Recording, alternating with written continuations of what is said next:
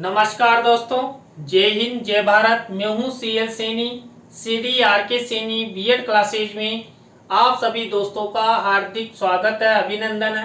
दोस्तों, आप द्वारा हमारे चैनल के इस हेल्पलाइन नंबर पर आपके पाठ्यक्रम से रिलेटेड जो भी टॉपिक हमें सेंड किए जाते हैं उन्हें हम समय रहते ऑनलाइन समझाने का प्रयास करते हैं। दोस्तों, आज की लाइव क्लास के अंतर्गत हम संवेगात्मक विकास का अर्थ, संवेगात्मक विकास की कुछ परिभाषाओं एवं संवेगात्मक विकास की कुछ विशेषताओं के बारे में आपसे चर्चा करेंगे। दोस्तों, जो इमोशनल डेवलपमेंट होता है ये सभी बालकों में होता है, सभी मानवों में होता है और इन संवेगों पर कंट्रोल करना भी जरूरी होता है। दोस्तों, जीवन में कुछ संवेग तो ऐसे होते हैं जो हमारे लिए बहुत फायदेमंद होते हैं और कुछ संवेग ऐसे होते हैं जो हमारे जीवन के लिए बहुत ही नुकसानदायक होते हैं, हमारे जीवन को नर्क बना देते हैं, जिंदा ही हमें जला देते हैं। तो दोस्तों, आप सब बने रहें हमारे साथ, हमारे इस चैनल के साथ। और दोस्तों, यदि आप हमारे इस चैनल पर पहली बार आए हैं या आप हमारे चैनल की प्रत्येक वीडियो प्रतिदिन देखना चाहते हैं तो हमारे इस चैनल को सब्सक्राइब करें और पास ही बने बेल आइकन के बटन को जरूर दबावें। जीवन में संवेगों की महत्वपूर्ण भूमिका होती है तथा व्यक्ति के व्यक्तिगत एवं सामाजिक विकास में संवेगों का योगदान होता है। लगातार संवेगात्मक असंतुलन, अस्थिरता व्यक्ति के वृद्धि एवं विकास को प्रभावित करती है तथा अनेक प्रकार की शारीरिक, मानसिक, सामाजिक समस्याओं को उत्पन्न करती है। दोस्तों, अभी मैंने आपको बताया ना कि यदि संवेगों का विकास सही दिशा में हो जाता है, हम अपने संवेगों पर कंट्रोल करते हैं, स्थिरता लाते हैं, तो ही हमारा विकास होता है। नहीं तो हमारा शारीरिक, मानसिक और सामाजिक रूप से हमारा जो विकास होता है ये अवरुद्ध हो जाता है। कई प्रकार की हमारे जीवन में समस्याएं आ जाती है। इसलिए दोस्तों, हमें अपने अपने इमोशनल कंडीशन पर ध्यान देना चाहिए। अतः संवेग व्यक्ति के व्यक्तित्व के सभी पक्षों को प्रभावित करते हैं। देखिए दोस्तों, यहाँ पर संवेगात्मक विकास का अर्थ दिया है। अंग्रेजी का जो इमोशनल शब्द है ये लैटिन भाषा के शब्द इमोवेयर से लिया गया है। इमोवेयर का अर्थ होता है स्टीयर अप, टू एगिटेट या टू एक्साइट, अर्थात उत्तेजित होना। देखिए, हमारे अंदर जो ही संवेगों का जन्म होता है हम उत्तेजित हो जाते हैं, क्रियाशील हो जाते हैं। अब दोस्तों, वो संवेग कुछ जो हमारे उत्तेजना से उत्पन्न हुए हैं वो अच्छे भी होते हैं और बुरे भी होते हैं। मान लीजिए हमारे शरीर में उत्तेजना उत्पन्न हुई प्रेम की, तो हमारे लिए अच्छा संवेग है। और हमारे शरीर की उत्तेजना से क्रोध नामक संवेग या पलायन जैसी प्रवृत्तियों का जन्म हुआ तो हमारे जीवन के लिए वो नुकसानदायक होती है।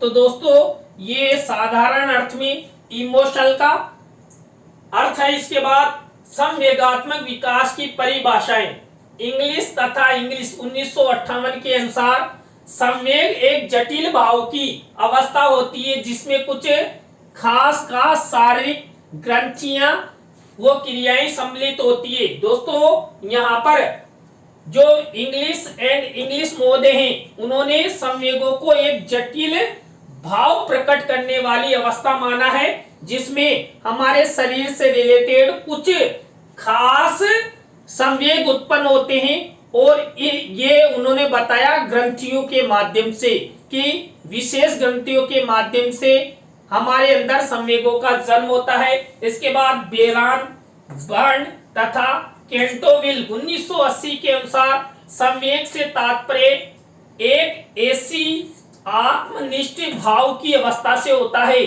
जिसमें कुछ शारीरिक उत्तेजनाएं होती है और फिर जिसमें कुछ खास व्यवहार होते हैं। दोस्तों, यहाँ पर संवेगों के जन्म से हमारे शरीर में उत्तेजना होती है और उस उत्तेजना के द्वारा हम विशेष प्रकार का व्यवहार करते हैं, चाहे वो प्रेम से संबंधित हो या क्रोध से संबंधित हो। कुल मिलाकर संवेगों का जन्म होते ही हमारे शरीर में, हमारे व्यवहार में परिवर्तन आ जाता है। इसी तरह वुडवर्थ मोदी ने संवेगों के बारे में बताया है कि संवेग आवेश में आने की स्थिति है।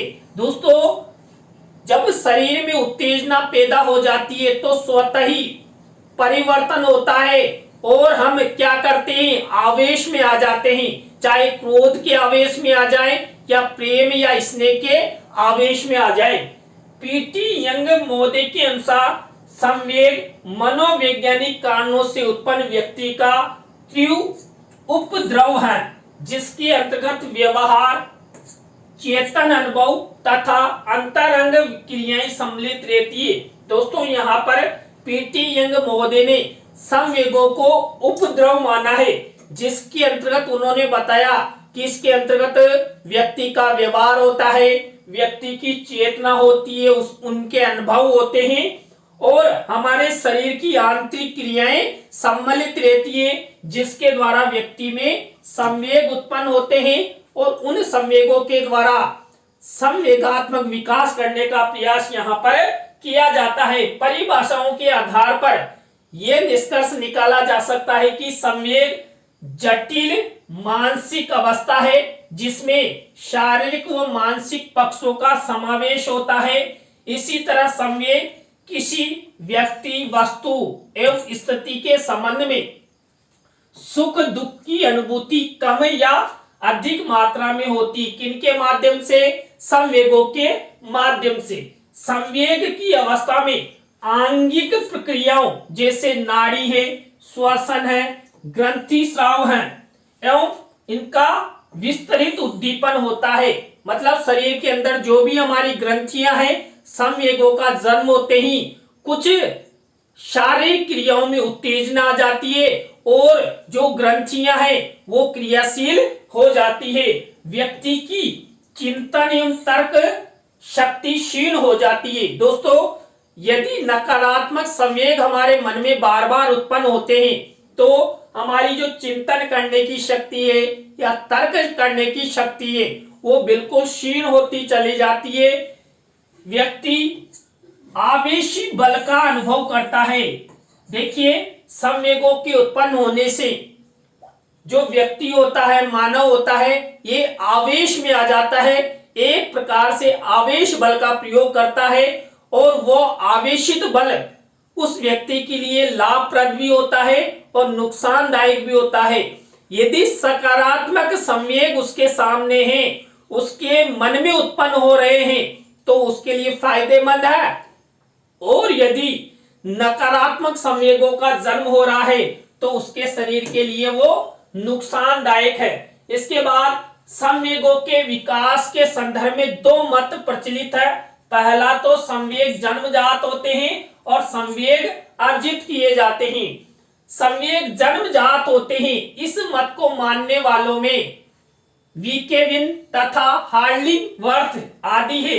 हार्लिंगवर्थ का मानना है कि प्राथमिक संवेग जन्मजात होते हैं। वॉटसन ने बताया कि जन्म के समय बच्चे में 3 प्राथमिक संवेग भय, क्रोध व प्रेम होते हैं। तो यहाँ पर जो आपकी प्रतियोगिता परीक्षाओं में भी पूछा जा सकता है कि व्यक्ति में या बालक में जो जन्मजात संवेग वो कौन कौन से, किसके अनुसार?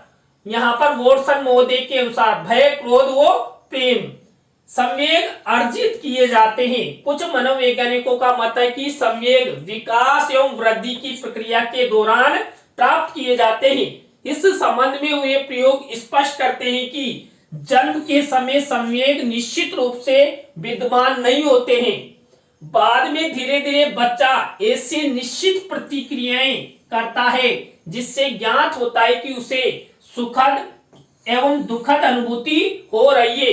तो यहाँ पर मनोवैज्ञानिकों ने संवेगों को 2 भागों में डिवाइड किया है, अर्थात जन्मजात एवं अर्जित। इनमें देखिए यहाँ पर इनके 2 मत भी प्रचलित हैं या 2 प्रकार से वर्गीकरण ये आपसे पूछा जा सकता है। इसके बाद हम चर्चा करते हैं संवेगों की विशेषताएं। संवेगात्मक अनुभव किसी मूल प्रवृत्ति या जैविकीय उत्तेजना से जुड़े हुए रहते हैं। देखिए जो संवेग होते हैं ये संवेग किसी न किसी मूल प्रवृत्ति से जुड़े हुए रहते हैं और ये हमारी जैविकीय उत्तेजना से भी जुड़े रहते हैं, क्योंकि कई बार जैसे माता पिता क्रोधित होते हैं वैसे ही उनके बालक बालिका क्रोधित होते हैं। तो यहाँ पर अनुवांशिकीय या जैविकीय संवेग भी उनके बालक बालिकाओं में आ जाते हैं। तो यहाँ पर जितने भी हमारे मन में संवेग उत्पन्न होते हैं, दोस्तों आप सभी को पता है मैकडूगल ने 14 प्रकार के संवेग बताए। तो दोस्तों यहाँ पर जो संवेग होते हैं ये संवेग किसी न किसी मूल प्रवृत्ति से जरूर जुड़े हुए रहते हैं और उस मूल प्रवृत्ति के द्वारा ही संवेगों का जन्म होता है। इसके बाद सामान्यतः संवेग प्रत्यक्षीकरण का उत्पाद होते हैं। दोस्तों संवेग तब उत्पन्न होते हैं जब हम कोई वस्तु पदार्थ या तथ्य या किसी व्यक्ति को देख ले और उस वस्तु पदार्थ या तथ्य या व्यक्ति को देखते ही हमारे मन में उत्तेजना उत्पन्न हो जाए। अभी मान लीजिए हम कहीं जा रहे हैं और हमें सुंदर लड़की दिखाई देती है तो तुरंत हमारे मन में, हमारे शरीर में हमारी ग्रंथियां क्रियाशील हो जाएगी, हमारा तंत्रिका तंत्र काम करने लगेगा, वाह क्या लड़की जा रही है। तो तुरंत हमारा शरीर क्रियाशील होने से हमारे मन में उस गर्ल्स के प्रति कई प्रकार के संवेग उत्पन्न होने लग जाएंगे। हो सकता है उस गर्ल्स के प्रति क्रोध नामक संवेग उत्पन्न हो जाए या प्रेम नामक संवेग उत्पन्न हो जाए। तो यहाँ पर प्रत्यक्ष वस्तुओं को देखकर हमें संवेग आते हैं, संवेगों का जन्म होता है। प्रत्येक संवेगात्मक अनुभव के दौरान प्राणी में अनेक शारीरिक परिवर्तन होते हैं। दोस्तों मैं आपको बता दूं, जब व्यक्ति में संवेग उत्पन्न होते हैं तो उस समय व्यक्ति में कई शारीरिक परिवर्तन होते हैं, जैसे चेहरे के हाव भाव बदल जाते हैं, कई बार शरीर में कंपार्ट यानी कि अस्थिरता उत्पन्न हो जाती है, कई व्यक्तियों में हेजिटेशन उत्पन्न हो जाता है। तो यहाँ पर शारीरिक परिवर्तन होते हैं संवेगों के उत्पन्न होने के दौरान। संवेग किसी स्थूल वस्तु या परिस्थिति के प्रति अभिव्यक्त किए जाते हैं। दोस्तों यहाँ पर जो हमारे अंदर संवेगों का जन्म होता है ये किसी भी स्थूल वस्तु या परिस्थिति के प्रति अभिव्यक्त किए जाते हैं। अभी अभी मैंने बताया यहाँ पर हम किसी वस्तु पदार्थ या तथ्य के प्रति या उनको देखकर या जब हम आपस में संप्रेषण करते हैं तो वहां पर संवेगों का जन्म होता है। दोस्तों मम्मी पापा जब चकला बेलन चलाते हैं ना तो एक दूसरे को देखकर संवेगों का जन्म होता है। ऐसे ही कोई लड़ाई झगड़े होते हैं तो वहां पर भी एक दूसरे को देखकर संवेग जन्म लेते हैं और संवेग व्यक्ति को बहुत उत्तेजित कर देते हैं। कई बार तो लड़ाई बहुत ही ज्यादा चरम पर पहुंच जाती है। प्रत्येक जीवित प्राणी में संवेग होते हैं। बिल्कुल संसार का ऐसा कोई सा व्यक्ति नहीं है जिसमें संवेग जन्म नहीं लेते हैं। प्रत्येक मानव में संवेगों का जन्म 101% होता है। इसके बाद नेक्स्ट विशेषता है विकास के सभी स्तरों में संवेग होते हैं और बच्चे व बूढ़ों में उत्पन्न किए जा सकते हैं। दोस्तों यहाँ पर जो बालकों के विकास की विभिन्न अवस्थाएं, चाहे शैशवावस्था हो, बाल्यावस्था हो, किशोरावस्था हो, प्रौढ़ावस्था हो, युवावस्था हो, वृद्धावस्था हो, सभी में संवेगों का जन्म होता है। और दोस्तों यदि संवेग जन्म भी नहीं ले रहे ना तो हम संवेगों को जन्म दे सकते हैं। अपन कहते हैं ना ज्यादा ही भड़कारियों तो ज्यादा ही आंगली कर लियो क्या। तो इस तरह कई बातें हम या कई व्यक्तियों को गाली निकाल कर भी उसके अंदर हम संवेगों का जन्म कर सकते हैं। एक ही संवेग को अनेक प्रकार की उत्तेजनाओं जैसे वस्तुओं या परिस्थितियों से उत्पन्न किया जा सकता है। देखिए हमारे मन के अंदर जो संवेग उत्पन्न होते हैं ये कई वस्तुओं के माध्यम से उत्पन्न किए जा सकते हैं। अभी मैंने गर्ल्स वाला उदाहरण भी बताया है।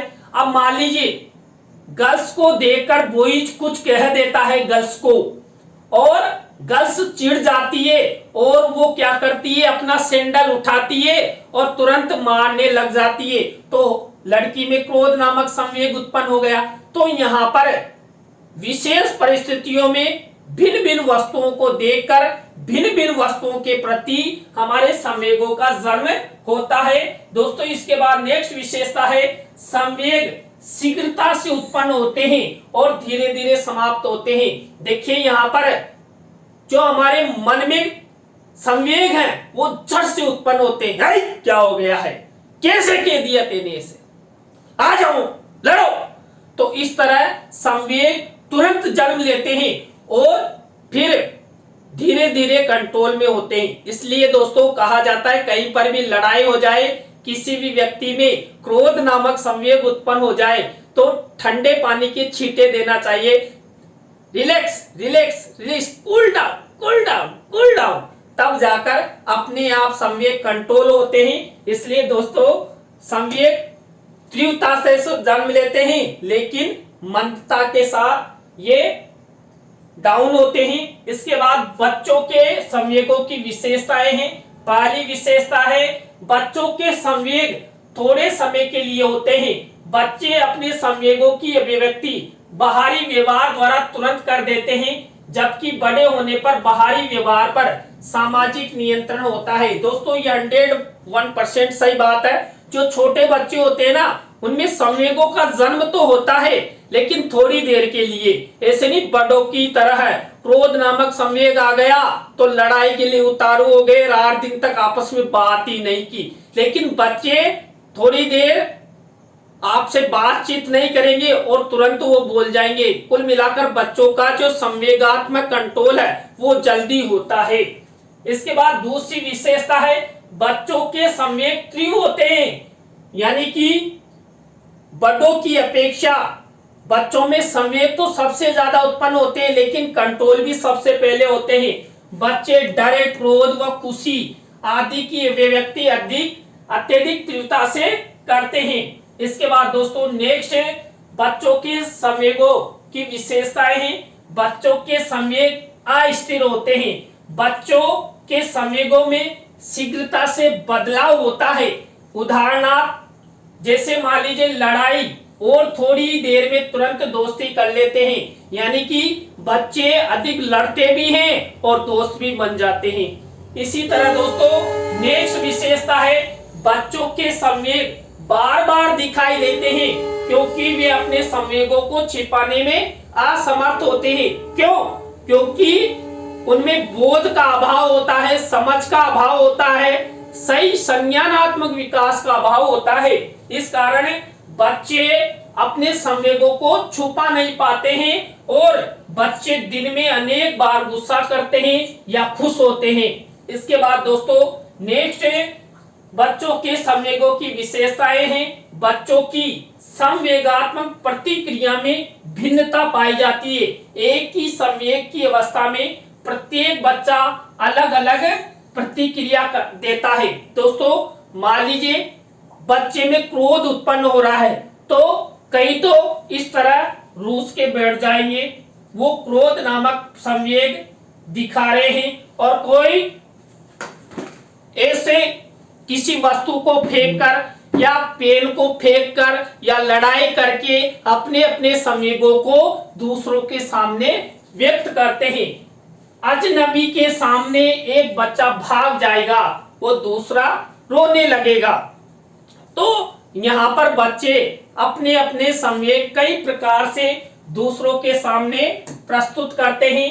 तो दोस्तों आज की लाइव क्लास के अंतर्गत हमने संवेगात्मक विकास का अर्थ, संवेगात्मक विकास की कुछ परिभाषाएं और संवेगात्मक विकास की विशेषताओं के बारे में आपको बताया। दोस्तों आपकी परीक्षा की दृष्टि से यह अति महत्वपूर्ण टॉपिक है। आपकी परीक्षा में यह टॉपिक निबंधात्मक रूप में आ सकता है, इसलिए विशेष ध्यान रखें, इस प्रश्न को अच्छे से तैयार कर ले। तो दोस्तों आज की लाइव क्लास आपको कैसी लगी कमेंट्स में हमें जरूर बताएं। और दोस्तों आप भी चाहते हैं कि सैनी सर द्वारा हमारे पाठ्यक्रम से रिलेटेड टॉपिकों को ऑनलाइन समझाया जाए तो आप हमारे इस हेल्पलाइन नंबर पर हमसे कांटेक्ट कर सकते हैं। और दोस्तों हमारे द्वारा जो हमारा दूसरा यूट्यूब चैनल है CDRK सैनी कंपटीशन, इस पर हम प्रतिदिन राजस्थान जीके व साइकोलॉजी पर आधारित, चाहे रिट हो, सेकंड ग्रेड हो, C-टेट हो, इससे रिलेटेड साइकोलॉजी का प्रतिदिन अध्ययन करवाते हैं। यदि आप उस प्रश्नोत्तरी प्रतियोगिता में भाग लेना चाहते हैं तो हमारे YouTube channel CDRK Saini competition से जरूर जुड़े। तो दोस्तों आज की लाइव क्लास में बस इतना ही। न्यू लाइव क्लास के साथ हम आपसे फिर मिलेंगे CDRK सैनी B.Ed क्लासेज में CL सैनी के साथ। जय हिंद, जय भारत, राम राम सा।